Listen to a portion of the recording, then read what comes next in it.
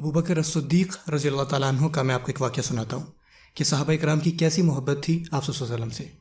वो आप सल्लल्लाहु अलैहि वसल्लम के साथ बैठे हुए हैं, सो मुशरिकून आते हैं, वो उनकी बीवी के बारे में, उनकी बहन के बारे में, उनकी माँ के बारे में नाज़िबा अल्फाज इस्तेमाल करते हैं और वो खामोशी से वहाँ बैठे हुए हैं। सो कुफ़ार ने सोचा कि हम इनको इस तरह से नहीं हिला सकते। सो कुफ़ार ने आप सल्लल्लाहु अलैहि वसल्लम और उनकी फ़ैमिली पर तनकीद करना शुरू कर दी। इस पर अबू बकर रज़ियल्लाहु ताला अन्हु गुस्से के साथ खड़े हो गए और जैसे ही वो उठे आप सल्लल्लाहु अलैहि वसल्लम वहाँ से चले गए। उन्होंने सोचा छोड़ो इन लोगों को, मैं अपने महबूब के पास जाऊँ कि वो यहाँ से क्यों चले गए।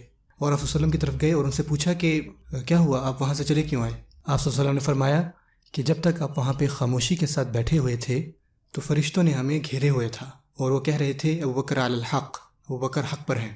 और जैसे ही आप खड़े हुए वो भी वहाँ से चले गए और मैं वहाँ नहीं बैठता जहाँ फरिश्ते मेरी महफिल में ना हों। मैं आपसे क्या कहना चाह रहा हूँ इस मिसाल से, हज़रत अबू बकर क्यों वहाँ पे खड़े हो गए थे?